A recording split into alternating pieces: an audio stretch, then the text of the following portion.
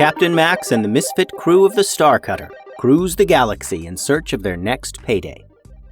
This is Captain Maxx Episode 4, Space Cheeseballs. As usual, Ted and Number 1 sat at their workstations on the bridge of the ship. They tapped their screens, scrolling through images and information from the ship's computer. Ted is focusing his attention on communication, reviewing messages from contacts all across the galaxy, while Number 1 is focusing his attention on the ship itself, reviewing information about fuel levels, the ship's energy usage, and their current trajectory. A door whooshes open, and Captain Maxx steps onto the bridge.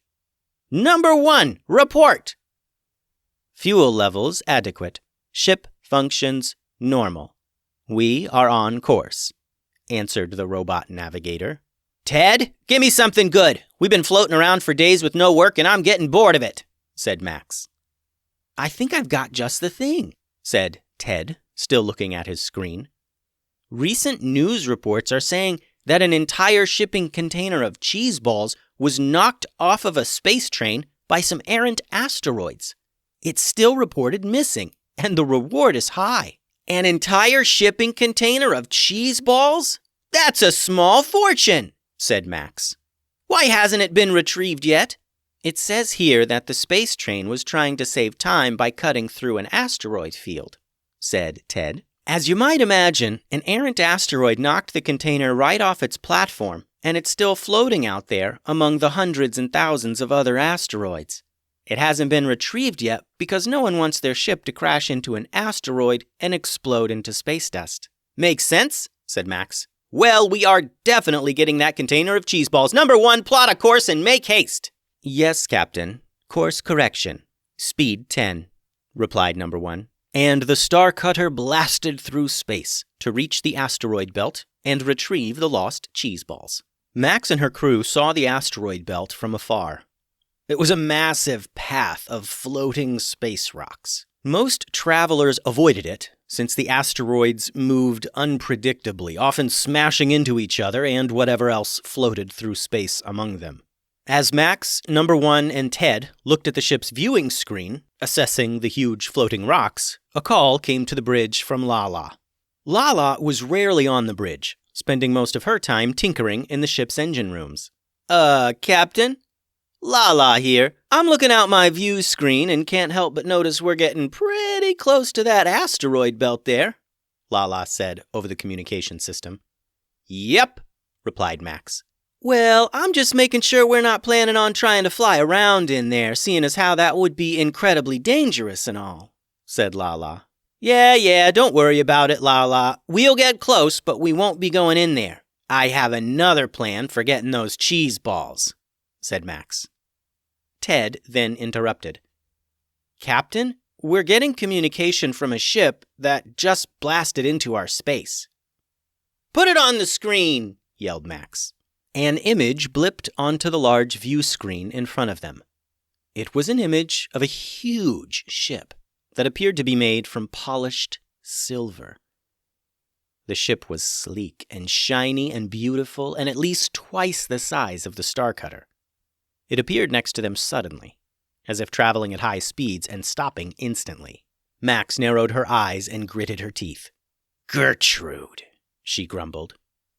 Gertrude? Asked Ted. Well, who's Gertrude? Gertrude Snodsmith Anklebone III, answered Number 1, one of the galaxy's most successful merchants. Stories say her ship is undefeated in battle. Stories say she is hundreds of years old. Stories say she has bought, sold, or transported over 1 bajillion credits of merchandise. Stories say... Enough stories, Number 1, yelled Max. Ted, open up a call with that ship right away.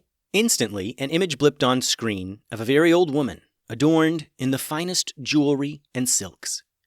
Each finger had multiple rings on it, and they shined of gold, silver, and bright gemstones. Her neck sparkled with the largest and most beautiful necklaces ever seen. She smiled deviously into her camera for Max to see.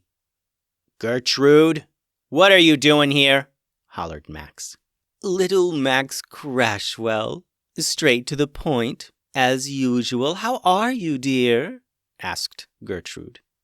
I was fine until you popped into my space a few seconds ago. Now tell me why you just happen to be here in the same little corner of space as me, asked Max again. Well, Max dear, as you probably already know, there's a lost shipment of cheese balls somewhere in that asteroid belt, and I'm going to get it. You know that many cheese balls are worth a fortune, and I'm a big fan of fortunes, said Gertrude. Yeah, we'll see about that, said Max. Just remember space rules, Gertrude. Finders keepers. The only thing that rules this space is me, Max. Good luck, dear, said Gertrude, and the screen went blank. Ugh, I can't stand that lady. Number 1, get us away from Gertrude's ship and close to that asteroid belt. Let's start looking for that shipping container, said Max. The asteroid belt was huge. So big, you could not see from one end to the other. So it was very possible for Max and Gertrude to look for the loot without running into each other. Number 1 guided the star cutter away from the huge, shiny spaceship and began steering just outside the asteroid belt. Hey, Captain, began Ted. How exactly do you plan on getting the container without going into the asteroid belt? Good question, Ted, said Max. Once we find that big box of cheesy goodness, I'm going to climb inside a torpedo and have Lala shoot me right to it. Then I'll float out in space, attach some cable to the container, and you guys will crank it and me back to the star cutter. That sounds incredibly dangerous, said Ted. Yep, confirmed Max. I'll take care of all the dangerous stuff. You and Number 1 focus on finding that shipping container. Max visited with Lala in the engine room to discuss her plan, while Number 1 and Ted figured out how to find the shipping container in the huge asteroid field. After some time brainstorming and coding at their workstations, Number 1 and Ted had devised a great way to locate the loot. What do you got, boys? Asked Max after giving them some time to figure it out. Well, the shipping container is a rectangle, like a giant shoebox, with perfect right angles and perfectly flat sides, began Ted. But all those asteroids are very irregular, crooked angles and bumps and curves. So we programmed the ship's external cameras to identify the unique shape of the shipping container. All we need to do is fly near the asteroid belt with all our cameras pointed at it. When it identifies any shape, like the shipping container, it will alert us and show us where. Amazing, said Max. Let's get to it then. Number 1 set the ship on a course to float around the asteroid belt in a pattern, just close enough for the cameras to read the shapes within. Hours passed, and finally the workstations on the bridge began beeping and flashing red. Number 1, get that image up on the view screen, yelled Max. Number 1 tapped his screen a few times, and the large screen on the bridge came to life with an image of the asteroid field. A small dot of red flashed on the image. There it is! Zoom in! Max pointed at the screen. The image zoomed in more and more until the shipping container came into view. It was floating right up against a small asteroid. It was banged up a bit, dented and scratched, but still intact and sealed and full of cheese balls. Yes, said Max, pumping her fist. Great job, you two. Now get us in a little closer, Number 1. I'm heading down to the torpedo tubes. And Max rushed through her ship to the torpedo bay. Lala met her there, and they stood near long tubes that pointed out to space. All right, baby, here it is, said Lala, patting one of the tubes. All you gotta do is get into a spacesuit, climb into one of the torpedoes, and I'll launch you right to that container. Sounds good, said Max, already stepping her feet into the pants of a spacesuit. You sure this'll work? You got it, baby, said Lala. Sounds crazy, but it'll work. And you got all the gear I need in that backpack? Asked Max. Yeah, about that. What's with the bomb you had me pack in there? Asked Lala. I thought we were going to collect the reward on those cheese balls, not blow them up. Max pulled on the spacesuit and sealed it up. She slung on a backpack full of gear and answered. It's just a last resort. With Gertrude floating around out there, I need as many tricks as I can fit up my sleeve. Max then climbed into the huge torpedo tube. To her, it was like laying down in a water slide. Lala sealed the torpedo and tapped on her workstation screen. She programmed the computer to launch the torpedo Max was in directly to the shipping container. With the final press of a button, the torpedo launched from the ship and out to the asteroid field. Max felt the pressure of being shot into space inside of a torpedo, and in just a few minutes, she felt the torpedo clunk to a stop with a jolt. Max opened the torpedo and, in her spacesuit, she stood up and looked out into space. She turned behind her and saw the long cable attached to the torpedo stretch all the way back to her ship. It was scary doing spacewalks like this. Floating freely out in the void was dangerous.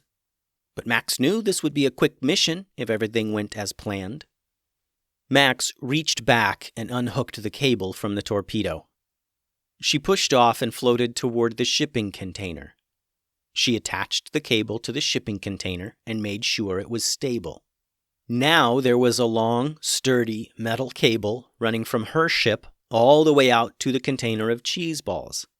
All they needed to do was pull the container into the star cutter and get out of there. Max tapped the comms on her helmet and reached out to her crew on the star cutter. "Lala, can you hear me? Come in, Lala," said Max. "Loud and clear, baby," said Lala. "You good?" "All good, Lala. Crank me in," said Max. Max held on to the shipping container as the long metal cable was cranked back into her ship, pulling the giant box of cheese balls along with it. Soon she would be back in the comfort of the star cutter with a huge load of cheese balls. When the star cutter was about halfway done cranking in the container, a shadow loomed over Max. She turned to see the shiny, massive ship of Gertrude Snodsmith Anklebone III. Ted then came in on Max's helmet comms. "Captain, it looks like we've got company. Do you want us to open fire or something?" "No," sighed Max. "We wouldn't stand a chance against that ship. We've got to give up the loot. I'll be back to the ship in a bit." Max watched as long robotic tentacles slithered from Gertrude's ship and toward the shipping container Max was holding on to. At the end of these cables were huge robotic hands. They clenched and grabbed as they closed in on Max. "All right, Gertrude," whispered Max to herself. "You want the cheese balls? You got 'em." Max unhooked her cable from the shipping container and attached it to her spacesuit. Then she slung her backpack around to the front, unzipped it, and reached inside. She floated over to the other side of the shipping container, the side that Gertrude's ship couldn't see. She pulled out a magnetic bomb from her backpack and stuck it on the side of the container. Then Max unhooked her cable from the container of cheese balls and held on tight. Then Max reached out to her crew on comms. "Lala, crank this cable in quick." "You got it, baby," said Lala, and the cable pulling Max went tight, and she was quickly delivered back to her ship. Moments later, on the bridge, Gertrude was up on the view screen. "Dear Max, too bad about those cheese balls. But you understand. Sometimes the bigger ship gets the spoils," said Gertrude. "Oh, I get it, Gertrude," said Max, grinning, as she pulled a small remote from her pocket. The remote was gray with one large red button on it. "I just hope you like your cheese balls toasted." Max pressed the button, and Gertrude's screen shook. Max could hear the explosion through Gertrude's comms. You blew the cheese balls? You little rat! You damaged my ship! Oh, you'll pay for this, Max!" Gertrude yelled, seething with anger. No longer her calm, rude self. Ted clicked off the comms and switched to space view. They saw Gertrude's beautiful ship, now with dark scorch marks along one side and smoking. It would take her crew weeks to repair the damage. "Number 1, get us out of here," said Max. "Affirmative. Speed 10, replied Number 1. The end.